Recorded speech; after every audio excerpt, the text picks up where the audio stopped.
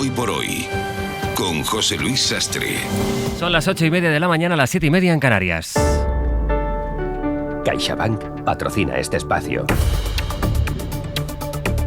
El último abierto de este mes de julio lo vamos a compartir con Estefanía Molina, con José Enrique Monrosi, que ahora se van a ir incorporando a la mesa del abierto, con Yolanda Gómez, subdirectora de ABC, que ya está por aquí. Yolanda, buenos días. Hola, buenos días. Es una mañana de mucha información. Tenemos que analizar, a la espera de esa comparecencia que dé Pedro Sánchez, el presidente, a las 11, en el tradicional balance del curso de la Moncloa, que hoy tiene sobre todo dos asuntos centrales, que es ese balance del acuerdo entre el PSC y Esquerra, el concierto económico, según dice Esquerra Republicana, también de la declaración ayer ante el juez Peinado y la querella posterior, pero antes es una información de última hora la que nos está llegando desde Oriente Medio. Fernando Bayola, de nuevo. Hola, ¿qué tal?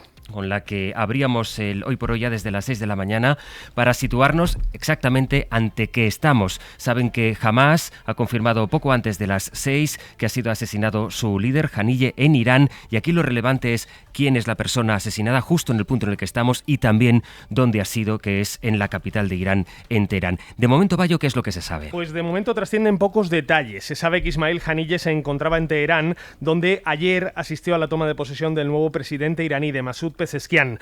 Un contexto de seguridad reforzada que permitió a Haniyeh pasearse tranquilamente en público por una explanada cercana al Parlamento iraní. Un asesinato que se ha producido horas después, de madrugada, pasada nuestra medianoche, en una vivienda oficial del régimen. Se desconoce el método, aunque algunos medios regionales hablan de una explosión que habría acabado con la vida de Haniyeh y de uno de sus guardaespaldas. La Guardia Revolucionaria iraní ha prometido investigar las circunstancias de un asesinato que amenaza la estabilidad regional.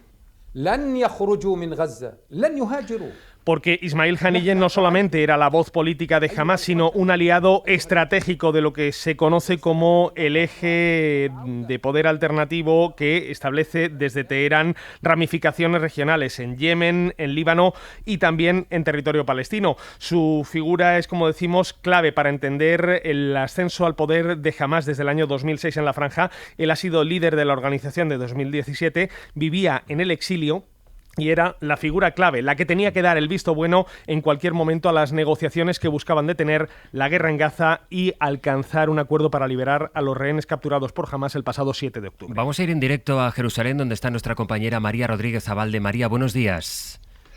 Hola, muy buenos días. Aquí se espera lo que pueda decir Israel. Creo que de momento el gobierno de Netanyahu no ha dicho nada. ¿Qué están diciendo a esta hora de la mañana, 7:30 allí en Jerusalén, los medios de comunicación? ¿Cuáles son las primeras informaciones y la sensación con la que amanece la ciudad de Jerusalén? Sí, bueno, rectificamos, son las 9:30. 9:30, eso es, sí, es una hora más. Sí.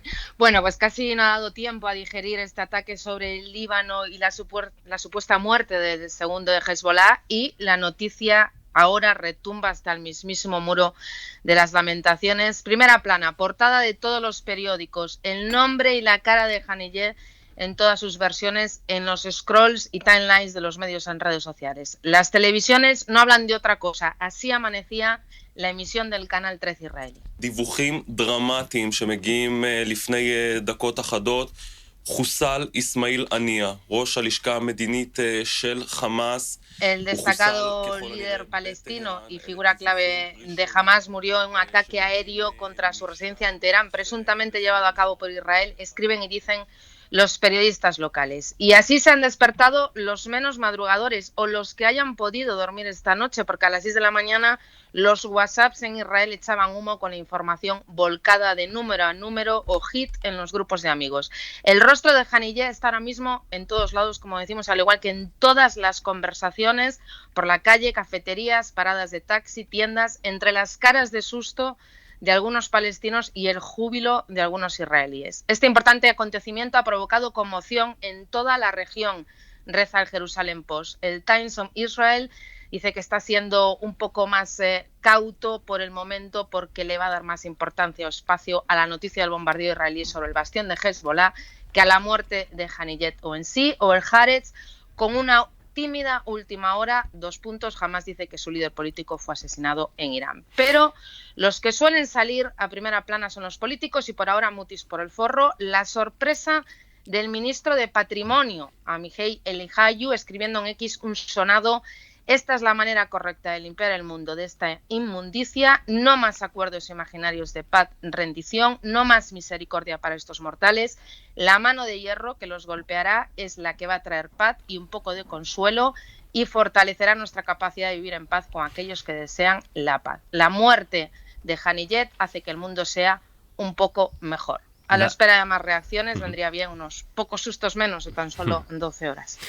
La verdad que sí, la primera reacción desde Jerusalén. María, vamos hablando. Un abrazo. Hasta luego. Gracias, hasta luego. Decía María, efectivamente, es que se han producido en el curso de muy pocas horas estos dos acontecimientos. Por una parte, Israel atacó ayer Beirut, lo que Hezbollah considera una línea roja. Llegó a atacar la capital del Líbano para, según Israel, asesinar al número 2 de Hezbollah. Y esta madrugada, esta noticia, Israel de momento guarda silencio, el asesinato de Haniyeh Bayo, que tiene un peso político muy relevante en la región. Sin duda, porque Haniyeh, como decimos, desde el año 2017 era el líder político de Hamás, pero es que ya desde el año 2006 lo era de la organización en la Franja de Gaza, donde ejercía un poder claro, un poder vertical sobre prácticamente toda la vida política en esa zona, en esa región de la Franja de Gaza. Haniyeh llevaba años en el exilio, primero en Qatar, recientemente se había trasladado a Turquía y, como decimos, este hecho, este ataque, que muchas fuentes en la región apuntan podría formar parte de una campaña de bombardeo por parte de Israel, le ha pillado en Teherán, en la capital de Irán, un lugar fuertemente asegurado ahora mismo, porque, como decíamos hace unos minutos, allí se producía ayer la toma de posesión del nuevo presidente con la asistencia de organizaciones y mandatarios internacionales, y era un momento en el que Haniyeh parecía encontrarse especialmente cómodo, seguro, y en el que también probablemente quienes tuvieran deseo de acabar con su vida sabían perfectamente dónde se encontraba en cada momento. De hecho, parece casi un doble golpe sastre si efectivamente se llega a confirmar la autoría israelí, no solamente por haber eliminado a la cabeza política de Hamás, después de que Netanyahu lleve meses asegurando que aplastará a la organización, sino por la forma en la que ha llevado esta ejecución.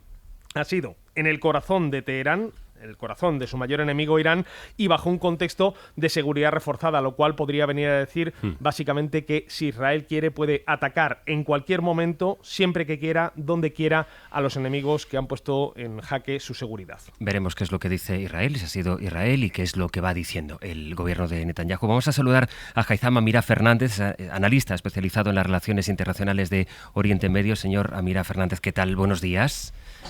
Hola, buenos días. Es muy difícil aventurar qué puede pasar a partir de aquí. Lo que sí es, desde luego, un hecho es que este asesinato se produce nada menos que en Irán y es nada menos que Haniyeh. ¿Cuál es la importancia que tiene esto en el curso del conflicto, justo en el punto en el que estábamos con lo que vimos ayer que ocurrió en Beirut?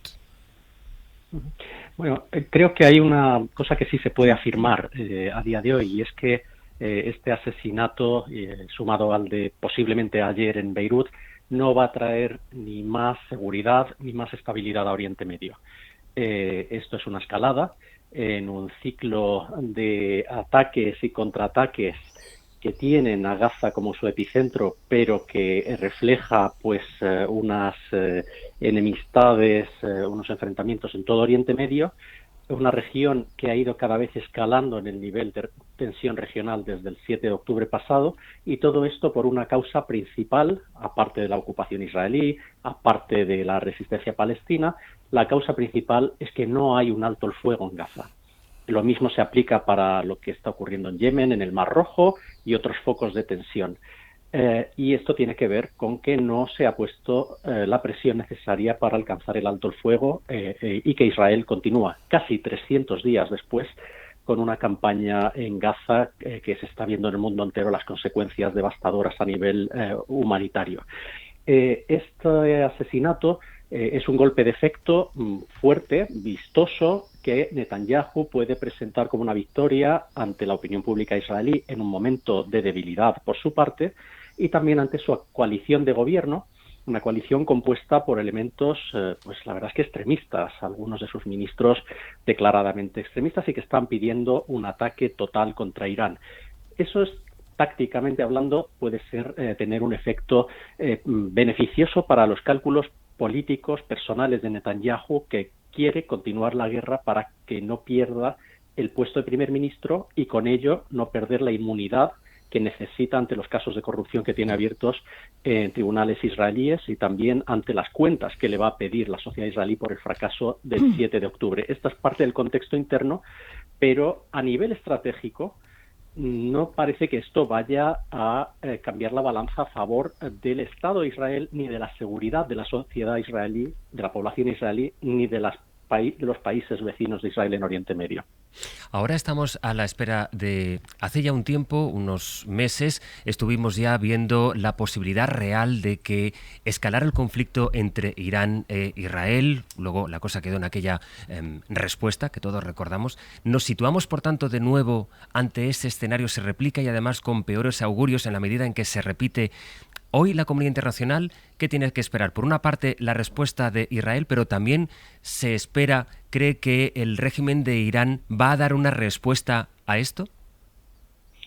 Bueno, hay que conocer más detalles de cómo ha sido asesinado el líder político de Hamas, Ismail Haniyeh, en territorio iraní. Por lo que se sabe hasta ahora, y fuentes iraníes han dicho que ha sido un ataque aéreo desde otro país. Esto, claro, significa una violación de la soberanía de un Estado como es Irán, que además está estrenando una nueva presidencia y un nuevo gobierno. Y esto, pues claro, se puede interpretar fácilmente como, por un lado, una humillación hacia Irán, que es atacado en su propio territorio, y todo indica que es Israel quien lo ha hecho. También una prueba al nuevo gobierno y a la máxima cúpula dirigente de Irán, al líder supremo, de cómo reaccionarán si se confirma todo esto que estamos diciendo, que Israel ha atacado a Irán en su propio territorio para asesinar a un invitado. Así es como se interpreta allí, que es alguien que estaba asistiendo a la jura del nuevo presidente.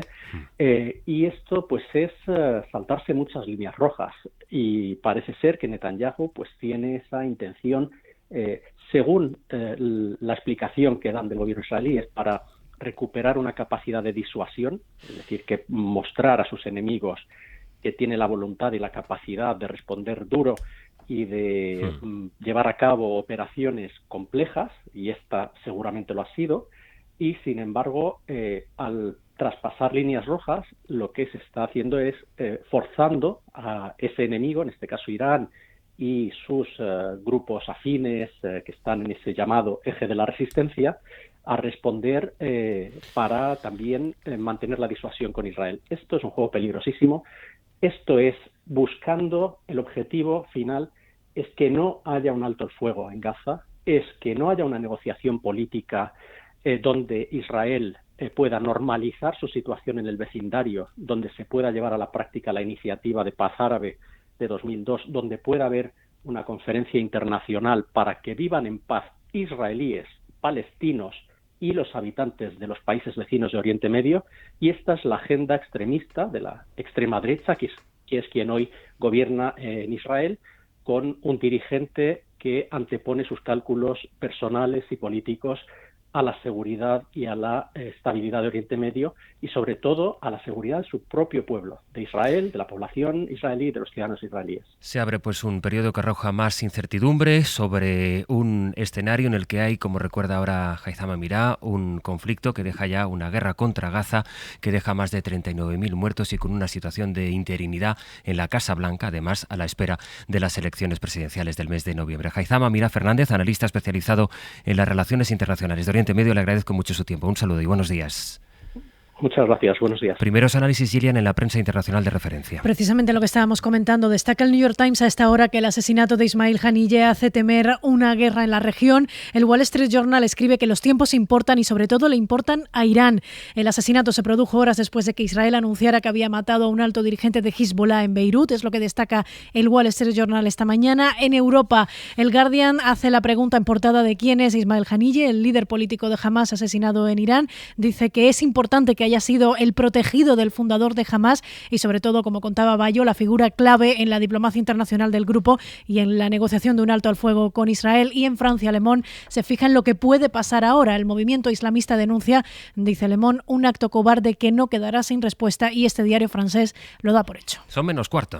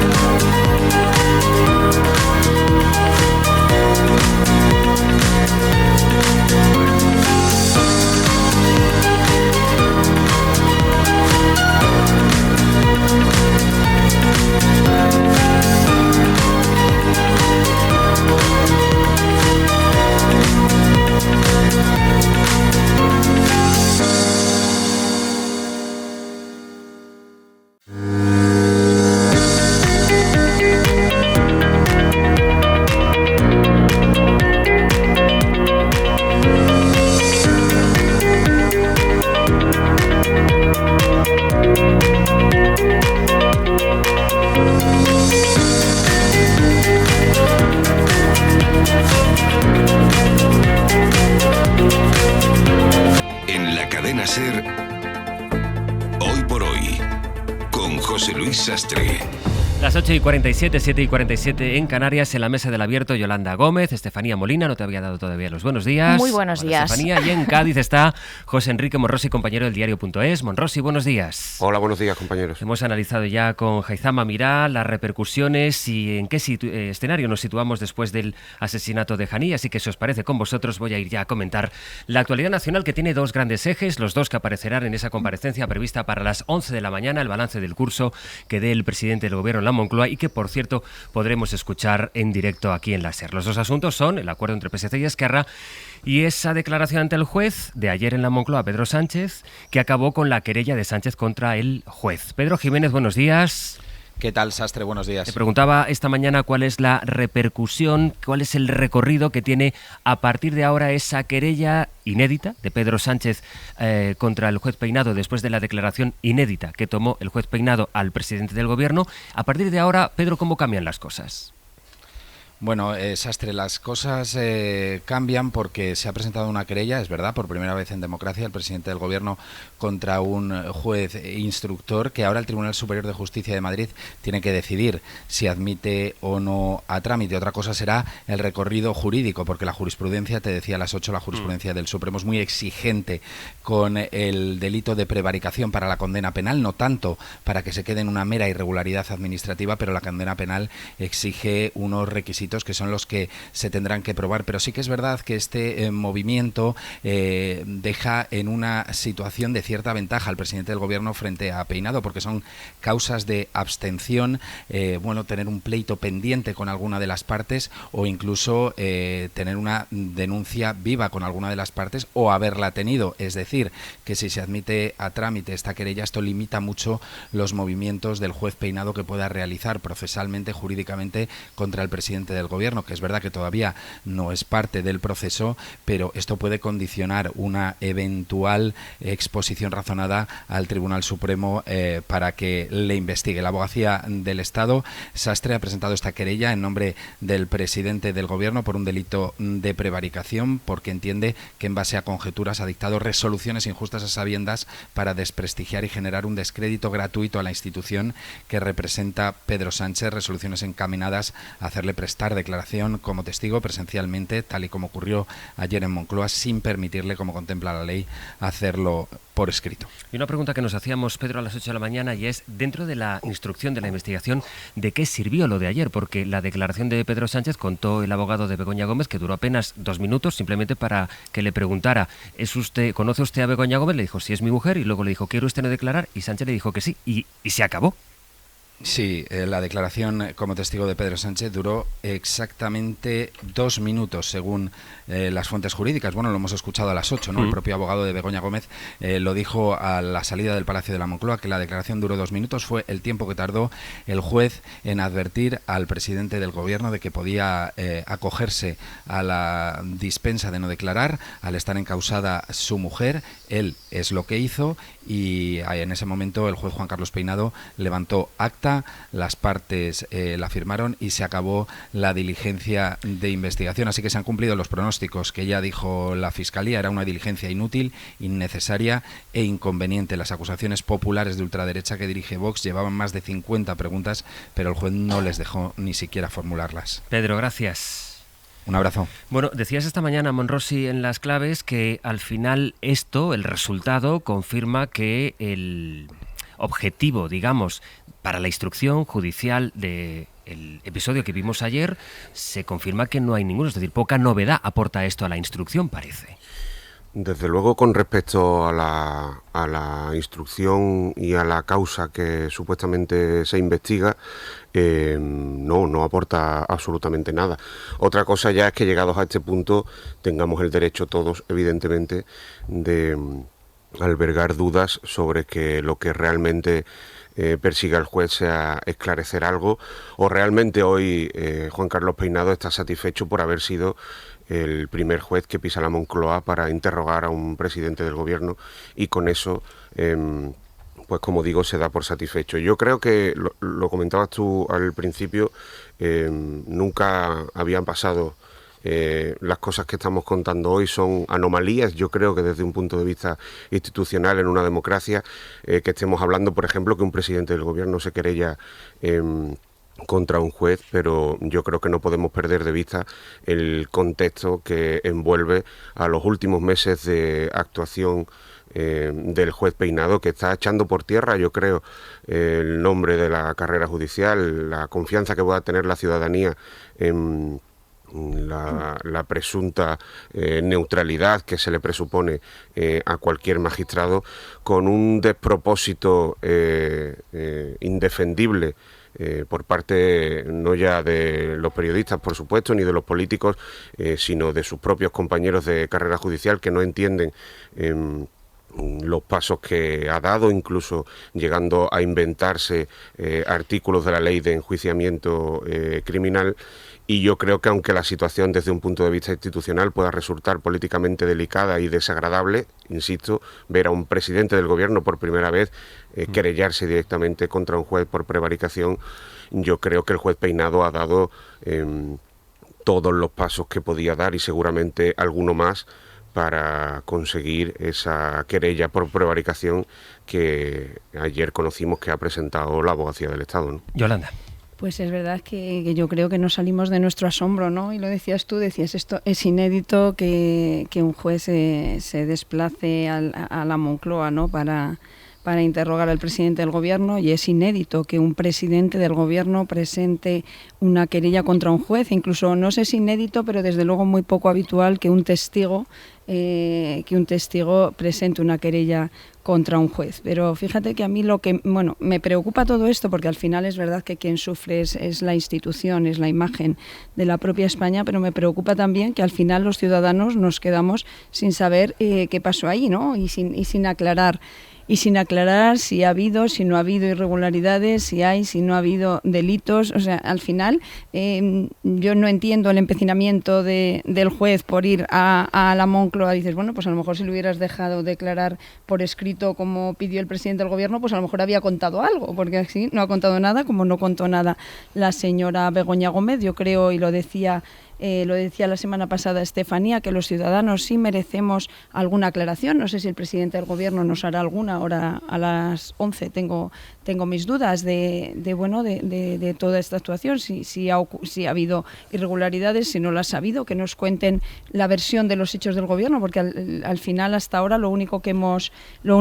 escuchado es que son todo inventos del fango, de la fachosfera y de no sé quién más. Yo sí creo que tienen que dar explicaciones, pero al final me da la impresión de que tanto el juez, que se ha convertido en protagonista del caso, que no tendría por qué, o sea, al final lo que estamos es más pendientes de las actuaciones de unos y otros, de lo que rodea esto, que del contenido en concreto, y de saber si efectivamente ha habido o no ha habido irregularidades en este caso, ¿no? De todas maneras, el otro día creo que fue Marian Bascuñán que dijo en esta tertulia que había como planos de importancia, ¿no? Por una parte está lo que pueda haber pasado, que bueno, esto es lo que en este caso está investigando en esta instrucción que tiene tantas cosas tan particulares este juez, o las explicaciones que puedan darse. Bueno, sobre eso, de lo que ya hemos hablado y bastante también en esta tertulia. Pero aquí ante lo que estamos es ante un juez que acude al Palacio de la Moncloa, está investigando un presunto delito de tráfico de influencias, a tomar declaración al presidente del gobierno por aquello que haya tenido conocimiento, sin ser en todo aquello que no tenga que ver con su cargo de presidente del gobierno,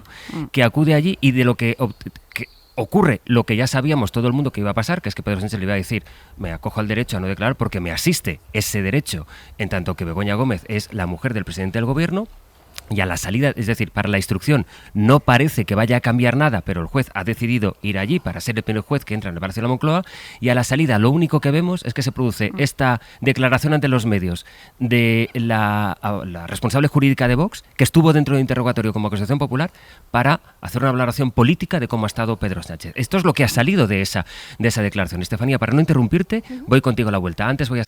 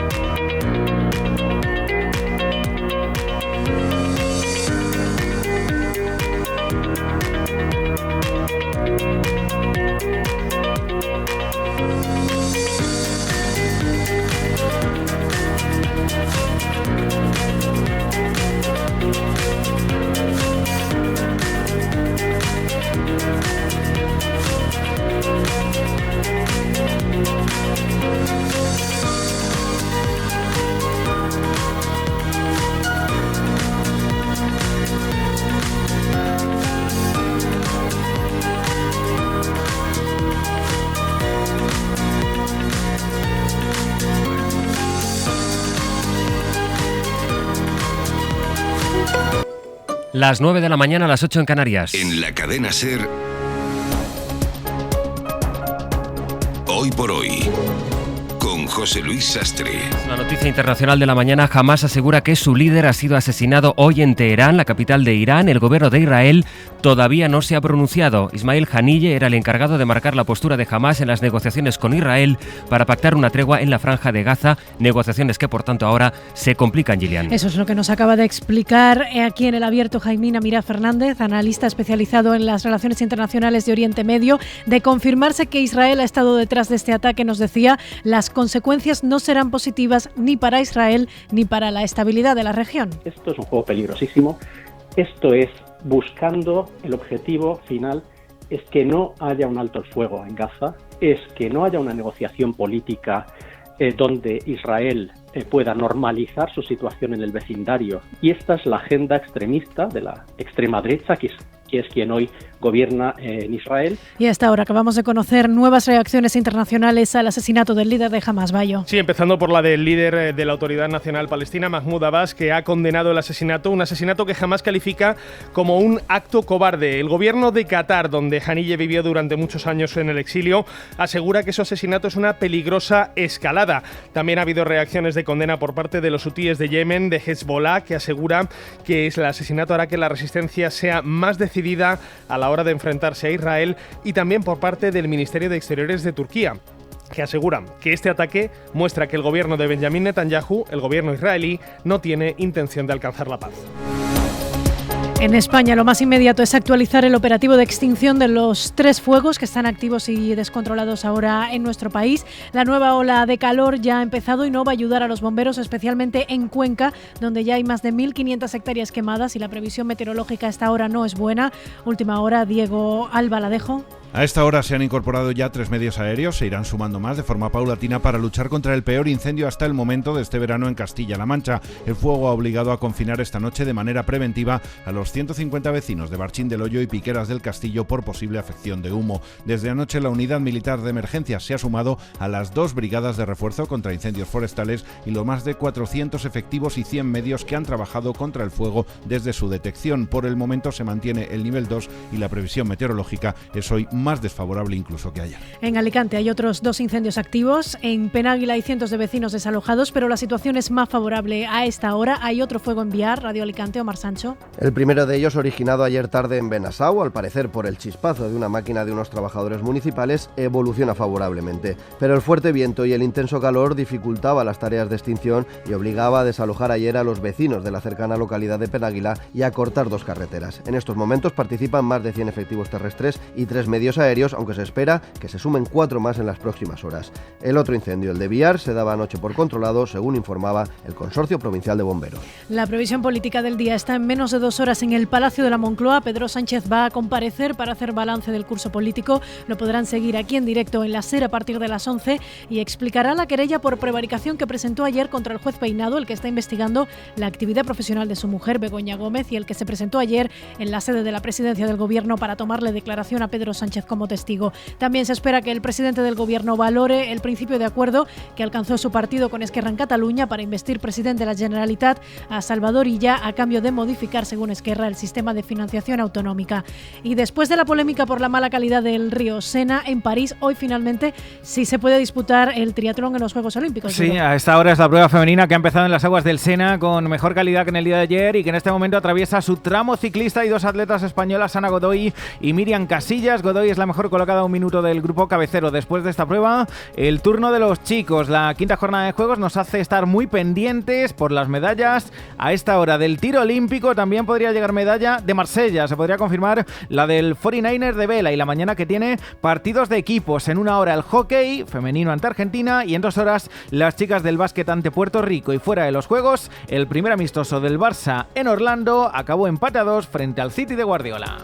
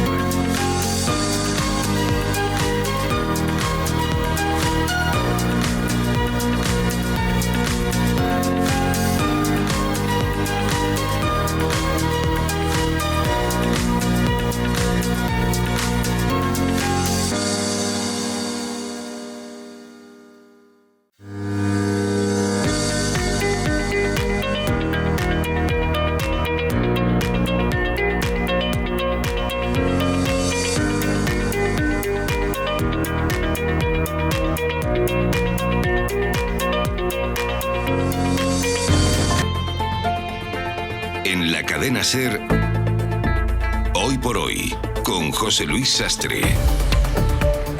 Las 9:07, 8:07 en Canarias, mañana de miércoles en El Abierto y de Operación Salida, por cierto, porque hoy empieza la operación 1 de agosto, hoy junto a Yolanda Gómez, a Estefanía Molina. Ahora te escucho, Estefanía, hablando de la querella que presentó ayer el presidente del Gobierno y después de su declaración ante el juez, también con José Enrique Monrosi, pero dejando de saludar a alguien con quien ya hablamos cuando supimos que el juez Peinado iba a ir a la Moncloa a interrogar a Pedro Sánchez. Nos resultó muy interesante su análisis y por eso le volvemos a llamar en la medida en que han cambiado algunas cosas. Es el catedrático de Derecho Penal en la Autónoma de Madrid, Manuel Cancio. Señor Cancio, ¿qué tal? Buenos días. Hola, buenos días, José Luis. Primero porque ya se ha producido esa declaración ante el juez de la que hablábamos con usted hace unos días y digamos que ha ocurrido lo que ya sabíamos que iba a ocurrir, que el presidente del Gobierno se acogió a su derecho a no declarar. A su juicio, una vez ha ocurrido lo que se preveía que iba a ocurrir, ¿se demuestra entonces que desde el punto de vista de la instrucción esto era un paso innecesario? Sí, un paso innecesario y, como hemos dicho muchos, contraproducente. O sea, por un lado, por este factor que al final ha sido decisivo, que se ha acogido el presidente del Gobierno a su derecho a no declarar en contra de su cónyuge, pero sobre todo por el hecho de que no era el momento ni el título. O sea, si estamos hablando de un delito de tráfico de influencias, la influencia es la del presidente del Gobierno, como es obvio, y por lo tanto, de haberse usado, pues lo normal es que hubiera acabado como imputado. Entonces, llamarla a declarar como testigo carecía de sentido, y vimos el otro día por qué carecía de sentido.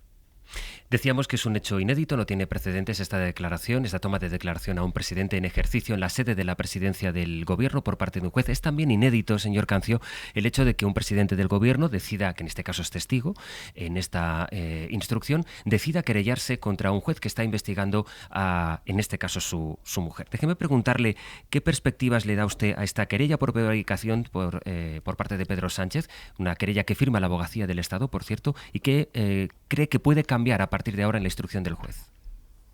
Bueno, la verdad que, como dijo el letrado de Begoña Gómez el otro día, es imprevisible esta instrucción porque no se está teniendo a las pautas habituales. Entonces no sé qué es lo que puede cambiar.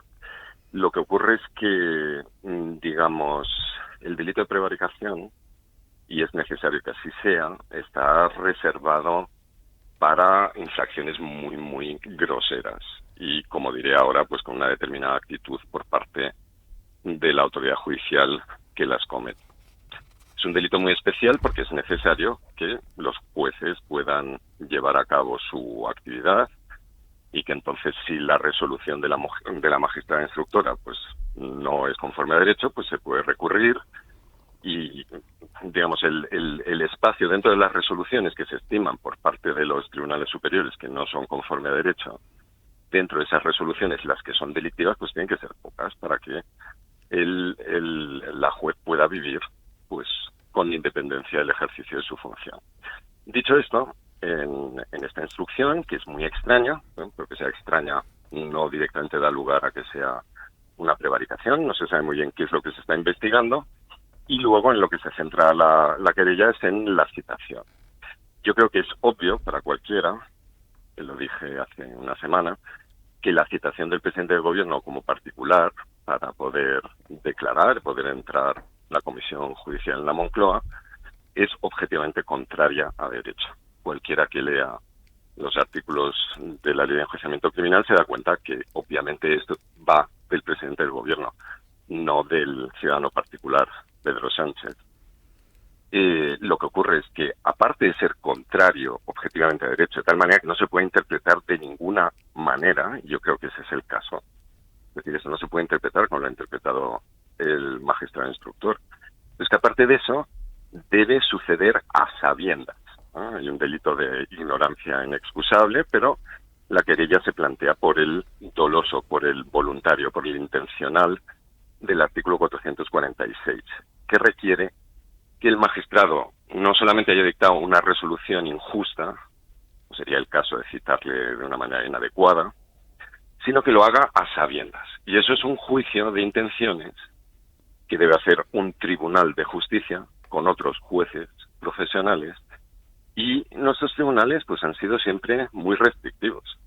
Puede haber una resolución contraria a derecho, groseramente contraria a derecho, como creo que es este el caso, y que sin embargo en un juicio no se afirme que ha habido un delito porque falta este lado subjetivo, que conociera sin ninguna duda, que no viviera alguna representación errónea, que conociera sin ninguna duda que estaba torciendo el derecho. Entonces, si en España seguimos con la política de que todo lo que no es delito está bien, pues es perfectamente posible que se diga que esto no es delito de prevaricación. Lo que ocurre es que no por eso es conforme a derecho. No todo lo que no es delictivo es lícito ni está política y éticamente bien. Lo complicado entonces es que prospere una querella por prevaricación. Siempre es difícil que prospere por este lado subjetivo, porque no solamente hay que probar el lado objetivo, que esto es contrario a derecho, sino que hay que probar que el órgano judicial lo ha hecho con toda conciencia y voluntad. Y eso probarlo es difícil. Desde el punto de vista del juez, es decir, en este punto de la investigación, el hecho que un testigo, por bien que sea el presidente del gobierno, se haya querellado por prevaricación contra el juez, no afecta nada la capacidad ni la condición del juez de instrucción para seguir llevando a cabo, sin tiempo ni plazos, su investigación, ¿no? No, porque, claro, tenemos el sistema de recusaciones y abstenciones cuando existe algún tipo de enemistad o de amistad entre un órgano judicial y una persona justiciable, pues entonces pues se puede producir la recusación, pero claro, eso no puede estar en manos de la persona que está sometida de alguna manera a un proceso penal. Entonces, de momento, mientras no se planteen recusaciones, pues claro que el juez puede seguir. Quizás encuentre algún camino, porque de momento todo esto es muy errático. Manuel Cancio, nos ha resultado, como siempre, muy clarificador su testimonio. Catedrático de Derecho Penal en la Autónoma de Madrid. Un saludo y gracias. Un saludo, gracias a ustedes. Hasta luego. Incorporadas ya las explicaciones que creo que son siempre muy oportunas de Manuel Cancio. Estefanía. Sí, bueno, ¿qué voy a decir después de haber entrevistado a José Luis, a una eminencia del derecho? Pero varias cosas. La primera, bueno, yo creo que parece un titular muy llamativo y lo es, ¿no? Presidente del Gobierno se querella por prevaricación contra un juez, pero yo creo que estamos en unos tiempos donde somos conscientes de que si no hay a veces posicionamientos firmes cuando hay cuestiones políticas en medio, parece, ¿no?, como que van pasando las cosas y uno tiene que hacer ahí su statement, que dirán los ingleses, su posicionamiento. Pero yo creo que también demuestra por parte del presidente del Gobierno una confianza en la justicia, que es, estoy asistiendo a eso, creo que no es correcto, voy a optar por los cauces que tengo, pero aún así me amparo en la propia justicia. Y sobre la posibilidad de prosperar de esta querella, lo decía el catedrático, es evidente que parece que no tiene mucho recorrido. En primer lugar, por todas las explicaciones que ha dado el catedrático, pero básicamente porque también hay jueces que sostienen que es interpretable, es decir, prevaricación sería, o en uno de esos a sabiendas, y en caso de que ninguna de las opciones del reglamento hubiese permitido que el juez hiciera eso. Y hay quien considera que es interpretable si podía declarar por escrito o no. Por tanto, no se daría ese supuesto. Podría ser una decisión errónea, poco adecuada, o como se diga en la jerga jurídica, pero parece que lo de prevaricación es algo muy duro, muy contundente, a sabiendas, y de hecho ayer la propia magistrada Victoria Rosell decía en redes sociales el caso que ella padeció, todo lo que había necesitado para poder demostrar un caso de esas características. No estamos hablando de un intercambio de opiniones sobre si la decisión de un juez está bien o no. Se tiene que apreciar que hay algo detrás, una conspiración orquestada de forma muy contundente. Luego, por otra parte, yo creo que también se haya esparcido el bulo, escuchado en las últimas horas, que si el presidente del Gobierno se negaba ayer a declarar, pues que directamente sería imputado. Y esta es otra idea que hay que desmontar, porque así como es difícil demostrar un caso de prevaricación presunta, es muy difícil imputar a una persona, sobre todo cuando está aforada.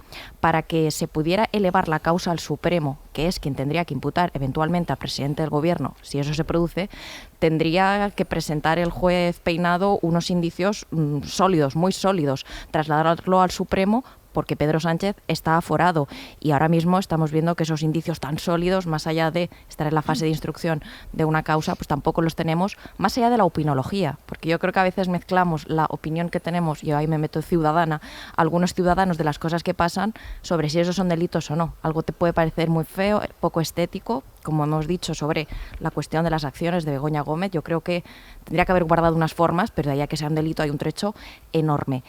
Y por último, también hay quien sostiene, ¿no?, que terrible que el presidente del gobierno era evidente que no iba a declarar. Bueno, también dicen algunos jueces, algunos expertos juristas y en derecho, que la condición para que tú puedas elegir no declarar es que primero te inviten a declarar. Por tanto, el juez, si cree que tenía indicios, tiene que pedirle si quiere declarar ya, y el presidente puede decir no, porque es mi señora y no, y me acojo a mi derecho. Pero la secuencia es esta: primero te pregunto y luego tú te acoges. No directamente el juez no tiene por qué asumir que el presidente del gobierno no quería declarar porque es su señora, hay un lazo de parentesco. Dice el gobierno que presenta esta querella para defender precisamente la separación de poderes. Es el argumento que dio la portavoz del gobierno ayer. Guillermo Lema, buenos días. Hola de nuevo, Sastre. Si te parece, en un par de minutos nos lo cuentas.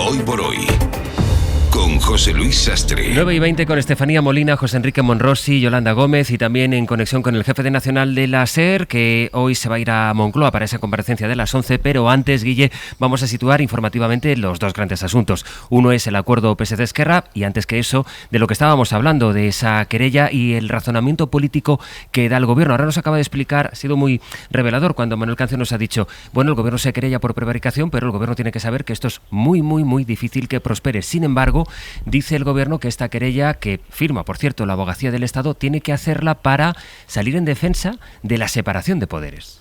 Sí, porque el Gobierno entiende que acudiendo a la Moncloa a tomar declaración al presidente del Gobierno, el juez consuma un acto de prevaricación. Ha vulnerado, dicen, el derecho de Sánchez a testificar por escrito. Así lo explican en el Ejecutivo, así justifican la presentación de esa querella, que además dicen debe presentarla a la Abogacía del Estado, debe hacerlo en nombre del jefe del Ejecutivo, porque aseguran que el objetivo es proteger a las instituciones, al Poder Judicial y a la Presidencia del Gobierno. Con esta querella se pretende, por supuesto, que respetar la independencia y la labor del Poder Judicial, pero también defenderlo de las prácticas de quienes operan por motivos políticos y ajenos a la ley.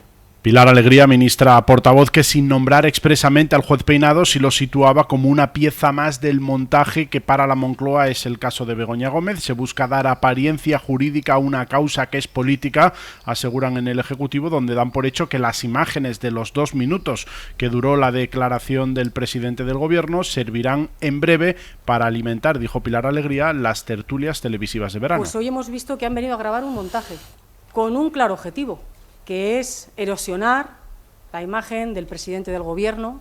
Y no se preocupen ustedes, que en los próximos días seguramente vamos a ver filtrado las imágenes en algún pseudomedio digital conservador. No hemos escuchado, Sastre, a una Sánchez referirse a la querella ni a su declaración. No quiso hacerlo ayer desde Palma por respeto a la figura del rey, de la monarquía. Dijo, lo hará hoy en el tradicional balance del curso político en la Moncloa, que empezará a las 11 de la mañana. Este es otro escenario, Monrosi, que es la lectura política, la utilización política que va a poder seguir teniendo este caso a partir del Gobierno. Da por hecho que el vídeo se va a filtrar en los próximos días. Fíjate que yo creo que el juez Juan Carlos Peinado se ha pasado tanto de rosca, se le está viendo tanto el plumero desde el principio de la instrucción y se está viendo tan claramente a lo que va, que no es otra cosa que a por el presidente del Gobierno, que el posible desgaste político que esto pudiera suponerle al Ejecutivo de Pedro Sánchez, yo creo que se puede haber dado hasta la vuelta. ¿Y a qué me refiero?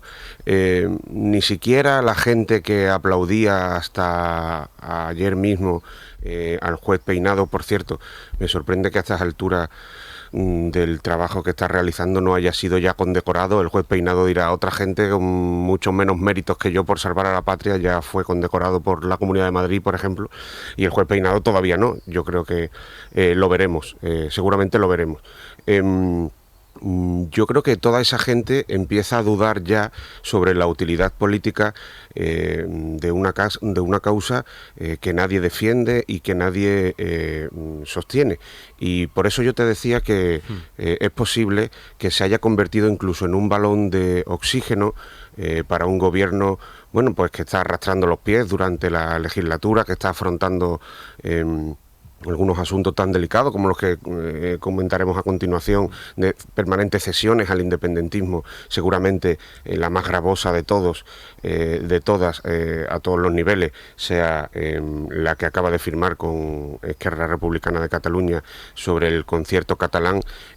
Yo creo que estamos en ese punto exacto en el que Pedro Sánchez vuelve a tener ante sí un nuevo capítulo de su dilatada trayectoria política, en el que puede decir los poderosos vienen a por mí, y por tanto cualquier demócrata debería estar en contra de la actuación del juez. Yo creo, y con esto concluyo, que sí, que cualquier demócrata, por el simple respeto a las reglas del juego que nos hemos dado entre todos, debería denunciar la actuación del juez Peinado, pero que el gobierno se equivocaría si piensa que con los delirios de un juez decadente y permanentes cesiones al independentismo catalán tiene la partida política hecha y las adhesiones de la gente que le votó garantizadas. ¿Lo ves así, Yolanda? Fíjate, yo lo que creo es que esto está sirviendo para polarizar todavía más a la sociedad, ¿no? O sea, si yo creo que por un lado pues estamos viendo una parte de la sociedad que lo ve, incluido el propio gobierno y desde la propia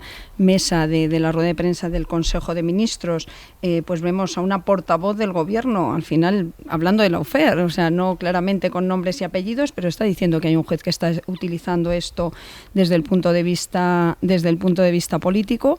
O sea, tenemos a una parte de la sociedad diciendo eso y tenemos a otra parte de la sociedad diciendo, bueno, o sea, aquí no vale todo con tal de que no se investigue si ha ocurrido o no ha ocurrido algo ahí, ¿no? Porque el hecho, o sea, lo llevamos diciendo toda la mañana, es que es inédito que un presidente del gobierno le ponga una querella a un juez, y al final una querella que, como estamos escuchando a los expertos, pues tiene un recorrido muy corto, pero es verdad que tiene un recorrido muy corto, pero que asusta un poco. Dice, bueno, a ver quién se va a atrever aquí a meterse con el presidente del gobierno, es lo primero que van a hacer es ponerte una querella. O sea, yo sinceramente creo que lo que... Juez Peinado, Yolanda. No, este buen señor al final tirará para adelante y tal, pero, y yo lo he dicho la primera aquí, yo creo que tanto espectáculo al final lo que hace es quitarle importancia, o sea, al final no aclarar lo que está ocurriendo o lo que ha ocurrido, pero sí que estoy también con Monrosi en que probablemente esto al presidente del gobierno no le viene tan mal, fíjate, como las cesiones al independentismo. Llevamos aquí toda la mañana hablando de esto y no estamos hablando, a ver si hablamos ahora un poquito de lo que supone ese nuevo sistema de financiación que probablemente a la ciudadanía y sobre todo al votante socialista probablemente le hace más daño, lo chirría bastante más probablemente que esta querella, que las actuaciones del juez Peinado. Voy a eso, antes cierro con Estefanía. Sí, a ver, yo creo que al independentismo y a los socios del gobierno realmente esta causa, voy a decirlo así en vasto, les da igual, porque su apoyo al presidente del gobierno o al PSOE o a este ejecutivo nada tiene que ver por estos motivos. Es más, la prueba de que esta legislatura es más sólida de lo que nos quieren hacer creer es que cuando ya salieron las primeras instrucciones sobre la persona Begoña Gómez, los socios del gobierno prácticamente no dijeron nada. Y es la prueba de que les conviene que siga este gobierno. Y da igual los casos que hay abiertos, cerrados o medio pensionistas. Los socios del gobierno ven una conveniencia en que siga Pedro Sánchez en el gobierno, valga la redundancia, porque mejor vivir contra el gobierno que vivir asediados, por así decirlo, por el avance de la ultraderecha y el retroceso en potestades de las comunidades autónomas, ¿no? En medio con la cuestión de la amnistía, que les conviene mucho, tanto a Esquerra como a Junts, que siga este gobierno por lo que pueda ocurrir mientras se está aplicando a los tribunales, pero en el caso de Podemos también porque vive mejor contra el PSOE, o en el caso de Sumar de vez en cuando quejándose un poco porque les pueden rascar algo que si gobernar a la derecha. Es decir, yo creo que incluso esto refuerza la idea de que la legislatura es sólida. Y más allá de eso, yo no creo que polarice tanto la sociedad, porque precisamente lo que hacen algunos socios del gobierno cuando Pedro Sánchez compra las teorías sobre el Lawfare, etcétera, es decirle, sí, pues si crees esta teoría, ve más allá. El Poder Judicial no lo renueves con el PP. Haz una ley todavía, ¿no?, como mucho más de parte para renovar las instituciones, cosa que el PSOE no hace. Entonces, yo creo que no es del todo cierto que compra la teoría y la polarización es tremenda, porque luego los socios le piden, le dicen, tu ley de regeneración democrática ha quedado en nada. Esto tendría que haber sido más contundente y no lo ha sido. Pues dejadme ir precisamente al otro asunto, que es Cataluña. Guille, primero, ahora iremos a Esquerra y a Barcelona para saber qué run hay dentro de la militancia. Estamos a menos de 2 días para que voten los 8.000 afiliados, más de 8.000 afiliados de Esquerra Republicana, pero primero las explicaciones que da el gobierno. Veremos qué dice en hora y media el presidente del gobierno. Ya le escuchamos ayer después de su despacho veraniego ante el rey. Es curioso porque no apareció el concepto concierto económico, no salió en esa comparecencia. Sánchez justifica el acuerdo y empieza a crecer un debate dentro del PSOE que no es solo un debate azuzado, digamos, por las voces críticas habituales, Guille. Sí, el silencio, la falta de explicaciones del PSOE sobre el fondo de ese acuerdo está alimentando la incertidumbre en varias federaciones socialistas, y no solo en Castilla-La Mancha o Aragón, que son habitualmente las que se posicionan en contra de cualquier acercamiento a los partidos independentistas. Esta vez hay dudas, malestar en al menos otros 5 territorios: Madrid, Castilla y León, Galicia, Extremadura o Andalucía, donde asumen que, visto el acuerdo, lo pactado para Cataluña se parece más al modelo de concierto vasco que al régimen común. Creen que esto es difícil de defender en sus comunidades y se quejan de la falta de relato para combatir la ofensiva de la derecha. Fue ayer Salvador Illa quien levantó el teléfono para hablar con varios de esos líderes autonómicos del PSOE e intentar darles su versión. Juan Lobato, por ejemplo, el líder del PSOE madrileño, celebraba aquí en Hora 25 que se acerque la investidura del candidato del PSC, pero como el secretario general de los socialistas andaluces, Lobato, no oculta las reticencias por ese pacto. Como secretario general del PSOE de Andalucía, yo no voy a admitir que haya ni agravios ni privilegios que perjudiquen a Andalucía. Bueno, pues el modelo del cupo no es el ideal. Tengo que ser honesto y decírtelo como es, ¿no? Ahora, que es importante que ella presida Cataluña, por supuesto. En el gobierno la orden es no entrar a confrontar la versión que está dando Esquerra del acuerdo para no generar dudas en la militancia republicana, que aún tiene que dar su sí al pacto. Por eso ayer Pedro Sánchez se limitó a celebrar lo que supone políticamente el acuerdo y a poner en valor el papel de los republicanos durante estos años de gobierno de coalición. Respeto a Esquerra Republicana de Cataluña, también reconocimiento de la labor que han hecho y con el deseo, lógicamente, de que salga el sí, porque efectivamente eso significará que no hay una repetición electoral y que sí que echa a andar la legislatura en Cataluña. Evitó el presidente entrar al fondo del acuerdo. La idea es no hacerlo en los próximos días. Hay fuentes del Ejecutivo que aseguran que el pacto no tiene el alcance que le está dando Esquerra, pero los matices, dicen, vendrán después, cuando esté asegurada la investidura de Salvador Illa. A la espera, por tanto, de esa consulta. Guille, te escucho a partir de las 11, cuando escucharemos aquí en directo la comparecencia de Sánchez. Perfecto, hasta luego. Hasta luego, en este tiempo en el que Guille puede desplazarse hasta el Palacio de la Moncloa. Bueno, y decía, a la espera de ver qué es lo que ocurre el viernes con la consulta de la militancia de Esquerra, Sergi López, Barcelona, buen día. Hola, José Luis, buen día. De momento no sabemos, la dirección nos está diciendo desde el primer momento, la de Esquerra, que no sabe, no puede decirnos, anticipar qué es lo que va a votar la militancia, y por si faltaran ingredientes, Junts, es curioso esto, decíamos cosas inéditas, pues un comunicado de ayer de Junts que está dirigido directamente a la militancia de Esquerra Republicana. Pues sí, la verdad es que no creo que esté mintiendo la dirección de Esquerra cuando dice que no sabe qué es lo que va a pasar, porque la militancia está dividida en dos posiciones claras. Hay quienes creen que el preacuerdo debe salir adelante porque es bueno para Cataluña y además porque no es un buen momento para los republicanos en caso de repetirse las elecciones. Hay que recordar que ahora mismo Esquerra no tendría candidato porque Pere Aragonés y Marta Rovira han dicho que no seguirán en primera línea política y que Junqueras está inhabilitado, y además llevan varias convocatorias electorales con malos resultados. Hay otro amplio sector en las bases de Esquerra que por una parte desconfían de un hecho, de que el PSC no haga ninguna valoración sobre el preacuerdo hasta el sábado, cuando ya se sepa lo que han votado los militantes de Esquerra, y además están enfadados con la propia dirección del partido, que en estos últimos tiempos, recordemos, ha vivido un enfrentamiento entre Junqueras y Rovira sobre el futuro del partido, y también por el tema de los carteles que relacionaban a la familia Maragall con el Alzheimer que salió de la propia formación republicana. Y como decías, José Luis, por si fueran pocas las dudas que tienen los militantes republicanos en su propio seno interior, ha llegado Junts a acabar de hurgar en la herida. Dicen en un comunicado que Salvador Illa está en el sector más represor del PSC, que no tiene ninguna sensibilidad con el catalán, y aseguran que lo mejor para el independentismo es la unidad de todos los independentistas. La dirección de Esquerra se está desdoblando estos días para hablar con la militancia en asambleas, pero desde luego no está claro si van a poder convencer a la mayoría de los suyos. El viernes es cuando, como decías, vamos a salir de dudas. Concretamente a las 8 de la tarde acaban las votaciones y el quid de la cuestión se resolverá. Lo escucharemos en directo esa tarde del viernes a las 8. Sergi, gracias. A ti.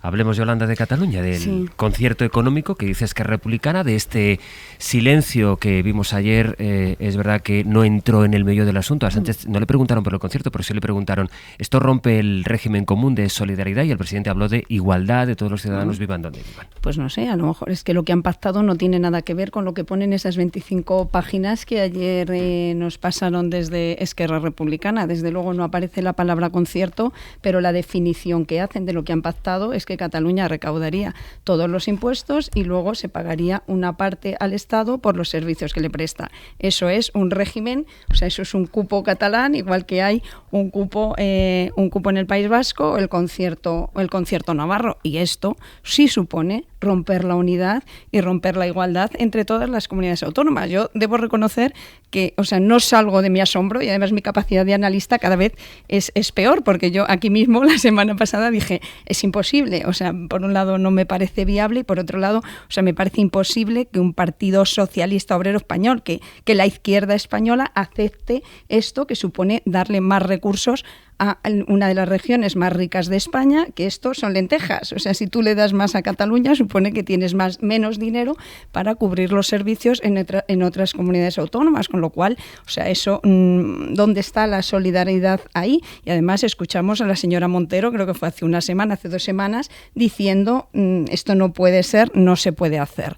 En fin, no sé cómo acabará, no sé qué más letra pequeña tiene ahí. Me extraña mucho que RC presente a las bases un documento que no sea cierto, pero creo que el Gobierno socialista y el Partido Socialista ha ido muy lejos, y entiendo que no solo en Castilla-La Mancha, de donde yo soy, que desde luego no entendemos, o sea, estos privilegios, pero que el Partido Socialista en el resto de España no entienda que se pueda aceptar esto al final para investir a un candidato. Yo creo que hay un momento en el que el Partido Socialista tiene que decir hasta aquí hemos llegado. Es que ¿dónde está la negociación si al final das absolutamente todo lo que te están pidiendo? Estefanía. Sí, bueno, yo antes de este debate creo que hay uno que es todavía más importante, y vuelvo al de la militancia de Esquerra, porque me parecía muy ajustada la definición que hacía el compañero sobre ahí los que creen que es mejor no ir a elecciones, pase lo que pase, y los que tienen un poco de recelo de a ver si esto se va a cumplir, porque Pedro Sánchez pues lo defiende, pero manda al partido a no generar debates que puedan dar opiniones contradictorias o dar jaleo. El PSC tampoco se ha posicionado mucho, y sí que es cierto, y me consta, de que hay una parte de la militancia de Esquerra que se pregunta, ¿pero esto realmente se va a cumplir? Y ahí se han abierto tesis. ¿Y por qué digo si se va a cumplir? Porque, cuidado, parece que entramos aquí en los grandes titulares de qué injusticia, Cataluña, etcétera, cuando ya ha salido Junts a decir que esto no lo quieren, no les gusta. Y sería un partido necesario para esa mayoría que tendría que reformar la LOFCA, porque sí que hay cuestiones como la recaudación de impuestos que a lo mejor no son tan complicadas de reformar a nivel legal, o se pueden hacer como que la agencia tributaria catalana actúe como tal, recaudando impuestos, pero luego para cambiar el reparto, ahí haría falta el apoyo de Junts. Es más, desde Sumar, el partido chunta aragonesista ha dicho que ellos van a votar en contra. Curiosamente, ¿no? Estas izquierdas plurinacionales, que yo creo que de plurinacional no tienen nada, cuando se propone algo, una singularidad para un territorio, no les gusta. En vez de pedir lo mismo para su territorio, se quejan. Por tanto, cuidado, porque sí que hay piezas que demuestran que aquí hay varios actores que no les conviene que esto salga bien. Y luego ya vendrá el debate si es más o menos injusto. Pero me consta que dentro de Esquerra hay una tesis que es la cuestión esta del catalanismo de Salvador Illa. Hay gente de los republicanos que piensa, bueno, sí que le conviene al PSC que esto se apruebe y salga adelante y pelearlo con Pedro Sánchez y lucharlo en el Congreso, porque es una forma de recuperar su bis mucho más catalanista. El PSC, por motivos electorales, porque ha intentado absorber el voto de Ciudadanos en Cataluña, digamos que había dejado un poco aparcado la cuestión de la inmersión lingüística. Yo recuerdo en campaña electoral que Salvador Illa, algo que como catalana me llamó mucho la atención, dijo el Bajo Llobregato, que esto no lo dicen ni mis padres, que son andaluces, dicen el Baix Llobregat. Quiero decir, ni mi abuela, que era de Córdoba, decía el Bajo Llobregat. Esto me llamó mucho la atención, pero yo creo que buscaba apelar a ese votante pues mucho más de Ciudadanos.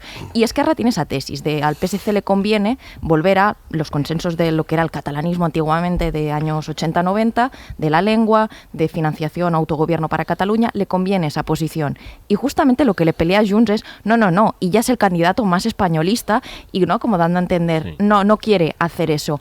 Pero veremos en qué queda esta reforma, y yo sigo pensando que la dirigencia de Esquerra quiere que esto se apruebe sí o sí, porque el escenario de elecciones no les gusta, y es una forma de decirle, de vestirlo a las bases, y luego ya veremos lo que ocurre. Hay dos planos aquí, Monrosi. Por una parte, lo que está comentando ahora Estefanía, de cuál es el debate que tiene, el dilema de Esquerra Republicana en una situación de, fragilidad de la dirección del partido, casi de interinidad. Y luego está, José Enrique, este debate que afronta el PSOE, que no se circunscribe a Page o Lambán, sin restar, valor a lo que puedan decir estos dos representantes del poder autonómico en el PSOE, sino el debate sobre la solidaridad y el modelo, el concierto en definitiva, como decía Yolanda. Totalmente, y yo de hecho pienso en qué pasaría si el Partido Socialista viniese a hacer campaña, o Pedro Sánchez viniese a hacer campaña aquí donde estoy yo hoy, en Cádiz, la región con tasas de paro más altas de toda la Unión Europea.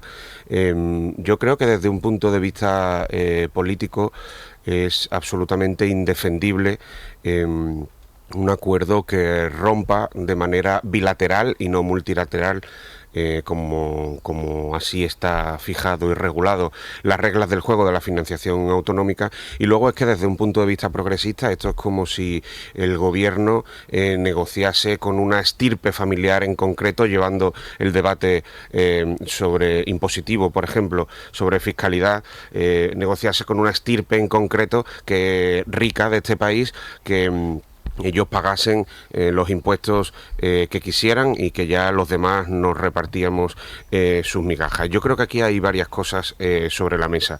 Es evidente que Salvador Illa consiga ser presidente de la Generalitat es un paso de una relevancia absoluta, no solo para el futuro a corto y medio plazo de Cataluña, sino para el conjunto de España. Y de ahí el ataque de nervios también que estamos viendo de Junts en las últimas horas. ¿Que esto es mejor que la independencia de Cataluña que se proclamó en 2017? Sí, claro, pero a mí eso no me parece un argumento válido. También es mejor la independencia de Cataluña que no que hubiese una banda terrorista con 1000 muertos a sus espaldas, como intentaron en Euskadi. Yo creo que ese no es un argumento válido. Yo creo que en una situación de extrema debilidad como en la que está ahora el independentismo, a pesar de seguir teniendo su peso tanto en el Congreso de los Diputados como en el Parlamento de Cataluña, no se pueden pagar precios tan altos, y no tengo muchísimas expectativas sobre que Pedro Sánchez vaya a aclarar mucho durante la mañana de hoy, porque el llamamiento entre las filas socialistas y en el gobierno es mantener las cautelas, mantener el silencio para que no se estropee lo del viernes por la noche, que es lo importante. Están con las carnes abiertas por un posible portazo de la militancia de Esquerra Republicana de Cataluña que vuelva a ponerlo todo patas arriba. Yo creo que no es defendible bajo ningún punto de vista el acuerdo en los términos en los que lo ha explicado Esquerra Republicana de Cataluña, y yo confío, una de dos, en que esa no sea realmente la letra pequeña de lo pactado y de lo firmado, o bien que eso finalmente, como decía Estefanía hace un momento, en cualquier caso nunca vaya a llegar a llevarse a cabo, porque entre otras cosas necesitaría también de una mayoría absoluta en el Congreso. En cualquier caso, y con esto concluyo, también me parece una absoluta falta de respeto desde el punto de vista meramente de las formas, porque esto siempre se ha hablado sentados en la mesa todas las comunidades autónomas, y yo creo que un acuerdo bilateral a cambio de una investidura, en el contexto de una investidura, recordemos, y aprovechando que en este caso y de manera circunstancial ocupas el gobierno de España, reformar una reforma de tanto calado, y en este sentido yo creo que está absolutamente injustificada. Sí, yo estoy totalmente de acuerdo con Monros, y además dejarlo todo en manos de que luego el Parlamento no te lo apruebe. Dices, Junts va a decir que no. O sea, Junts, si esto llega al Parlamento, no puede decir que no, si es que es lo que ellos llevan pidiendo, si es que esto es lo que presentó el señor Mas en el año 2012 a Rajoy, y le dijo, mira, es que no tengo dinero para hacer esto, pero esto fue lo que le pidió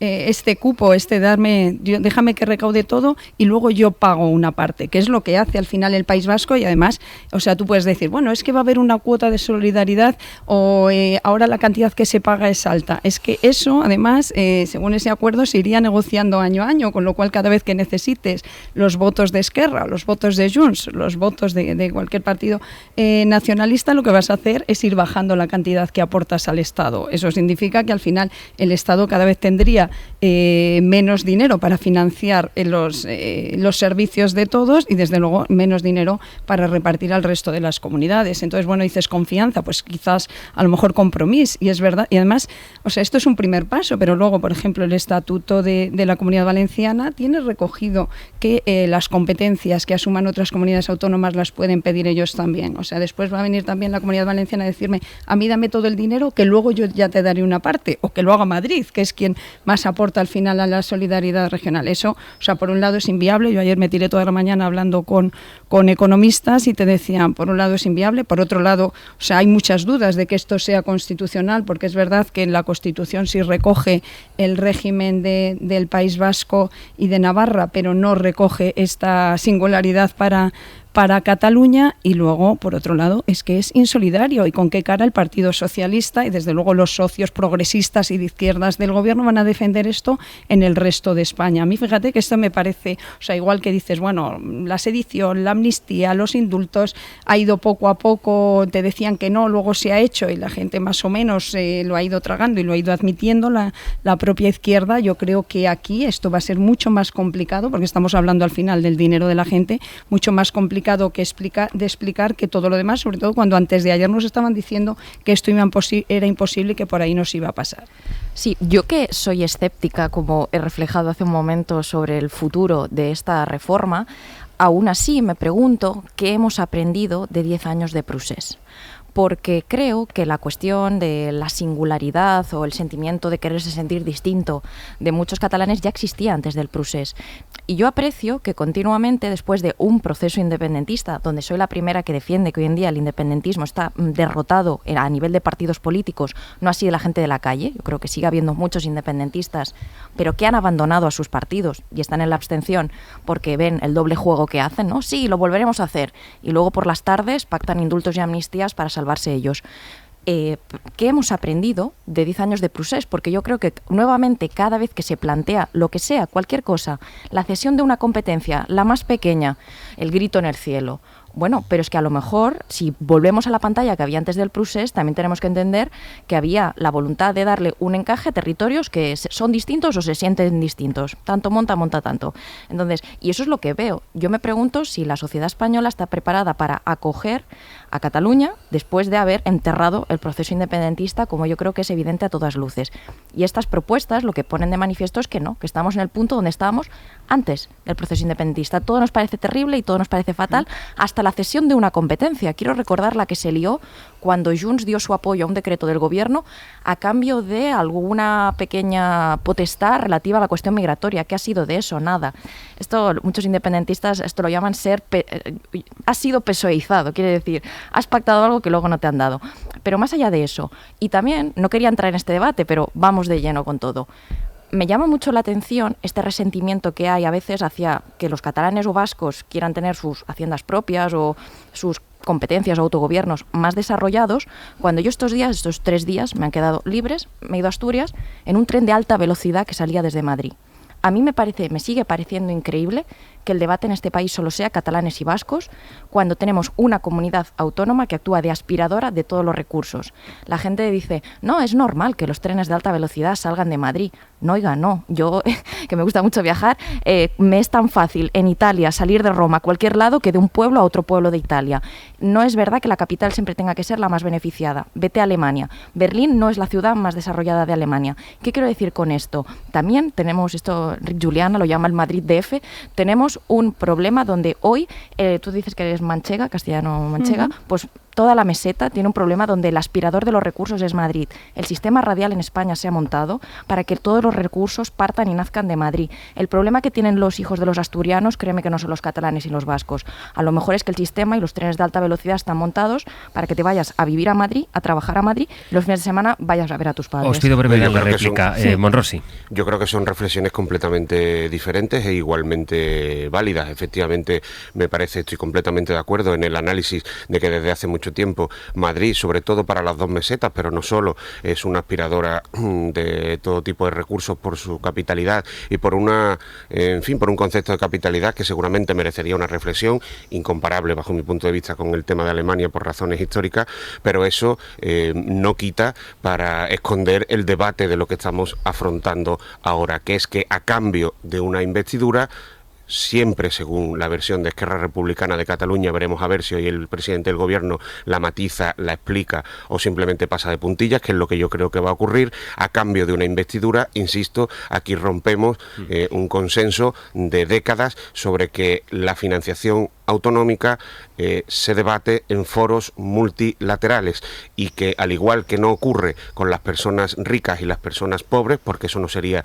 efectivamente todos coincidimos, un razonamiento mínimamente progresista, no puede ocurrir lo mismo entre comunidades ricas y comunidades pobres, que beneficiemos a los territorios más ricos, que objetivamente, insisto en poner el foco mi tierra porque soy de aquí, pero también porque estoy hablando desde aquí. Si comparamos la riqueza históricamente, además también alimentada con recursos del Estado de Cataluña con respecto a Andalucía, yo creo que desde ningún punto de vista político, y en este caso progresista, porque estamos hablando de un gobierno de coalición progresista, tiene un pase romper ese consenso de décadas para beneficiar, en este caso, a quienes más tienen, y no en beneficio de la gente, porque también hemos visto que a la hora de recortar en Cataluña han sido los primeros en cerrar hospitales públicos y en cerrar escuelas públicas. Yolanda. Sí, yo creo, Estefanía, que, o sea, por supuesto que Cataluña tiene un encaje en el conjunto de España, pero aquí estamos dando de darle un privilegio de financiación a una región rica. O sea, no estamos hablando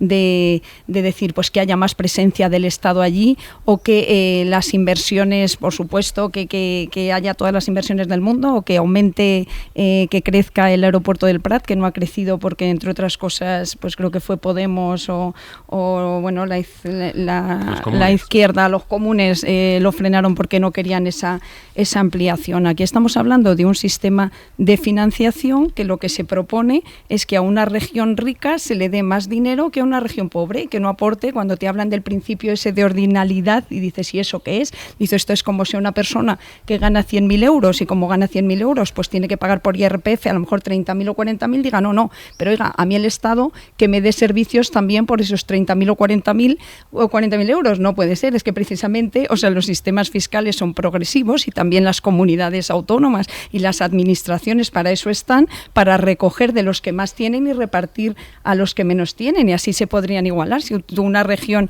o sea, si no recaudas más en esas regiones ricas y lo haces para cubrir los servicios en las regiones donde la gente gana menos dinero y por tanto tienen menos ingresos públicos, pues las diferencias entre unas comunidades y otras cada vez serán mayores, y esa no es la función, desde luego, de un Estado central, y eso no significa que estés en contra de Cataluña o estés en contra del País Vasco. Y eso sí, también es verdad, dice, se sienten singulares, pero sentirse singulares no significa que te sientas que seas más que eso, que los castellano-manchegos o los andaluces o cualquier otro. Sí, yo insisto, no es un debate al margen. En este país cada vez el efecto capitalidad está vaciando lo de su alrededor. Vuelvo, yo creo que el problema no es que los catalanes y vascos quieran ser distintos o se sientan distintos. Distinto no, que quieran más dinero. Bueno, que pero más dinero, la no gente que se sientan distintos. No, pero el tema es hacia dónde están montadas las infraestructuras. Yo creo que tenemos un estado radial donde lo que hay alrededor de Madrid no se está vaciando por culpa de catalanes y vascos. Está vaciando porque hay una capital que es una aspiradora que lo absorbe pero todo. Pero fíjate que es al revés, que yo que soy de Guadalajara, lo que está ocurriendo, y los de Toledo, díselo, lo que haces es que el efecto capitalidad, lo que haces es que, como en Madrid ya no cabe más, lo que te hacen es que las industrias y todo esto se está yendo a los alrededores y estamos creciendo gracias a ello. Si acaso lo que está generando es ciudades dormitorio, porque es imposible pagarse un alquiler en Madrid y en Barcelona. Pero y con esto concluyo, perdón. Esta cosa de que nos sentimos distintos, pero si nos dais un poco más de dinero, igual ya nos sentimos más iguales. Hombre, yo creo que no hay que confundir por supuesto, más que respetable sentimiento nacional o nacionalista de las personas que puedan vivir en los distintos territorios de España, que yo también considero un Estado plurinacional con recursos económicos que aquí, insisto, desde donde hablo, también se sienten diferentes, en el barrio de la Viña, que se dé el gobierno o cualquier catalán un paseo por el barrio de la Viña, aparte de venir a hacer turismo, y vean la de cosas que hacen falta ahí, donde también se sienten distintos y no precisamente por ser bien tratados. En un poquito más de una hora está prevista esa comparecencia del presidente del gobierno. Veremos si hoy da más explicaciones de las que dio ayer después de su despacho con el rey. 5 minutos, poco más de 5 minutos y a las 10.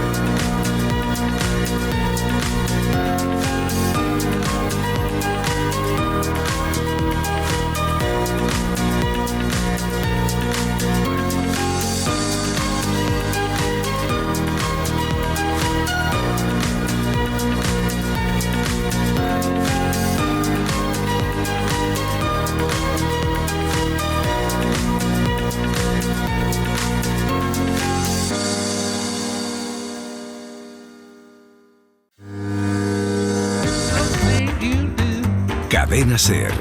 100 años de radio. Con esta música, Sergio Castro, buenos días. Muy buenos días. Imagino con el sombrero montado a caballo. Sí, por supuesto, por las llanuras de la cadena SER, que son extensas. Anticipando los contenidos que hoy tenemos preparados, en principio entre 10 y 11. Pero estaríamos dispuestos a dar más. Hombre, pero eso cada día. Que nadie lo dude, no va a ser un problema. Bueno, a partir de las 10. Tanto, vamos con lo seguro. A partir de las 10 vamos a ahondar en un nuevo capítulo de la utopía. Hoy nos preguntamos si es posible vivir sin mentir. Para ello vamos a tratar las mentiras judiciales con Miguel Ángel Campos, nuestro compañero de la SER. Vamos a adentrarnos en el ámbito laboral con la experta en talento y recursos humanos Verónica Orte y también con el sociólogo Pablo Redondo. Se puede vivir sin mentir y después vamos a aspirar a lo máximo, a lo único, a lo más grande, eso es, a lo indiscutible. Nuevo capítulo de Maximalismos. Hoy el mejor postre. En el 900, 100, 800 queremos que nos cuenten cuál es para ustedes indudablemente el mejor postre, al que no pueden renunciar, el que mejor les supo en aquella comida, merienda, cena. Eso es indiscutible, eso es mejor que la comida en sí misma. No vamos a estar solos, nos van a acompañar los reporteros Montse Avellá y Jorge Lozano y también el dueño de Casa Gerardo, Marcos Morán, que tiene una cosita que vamos a contar que no podemos prescindir, que es el arroz con leche. Fíjate que yo no... ¿De Casa Gerardo? Bueno, el de Casa Gerardo sí, sí. Amigo. Pero digo, como concepto yo más chocolate. Chocolate. Pero Para mí tiene que tener chocolate. ¿Es qué? El mejor postre. Quizás el arroz no, el arroz con leche no. Bueno, 900, 100, 800. Hoy vamos a pelearnos por cuál es el mejor postre. Tenéis suerte que en esta polémica no os voy a hacer entrar. Yolanda Gómez, pero por falta de tiempo. Estefanía Molina, José Enrique Monrosi, gracias. A vosotros. Hasta la próxima. Adiós.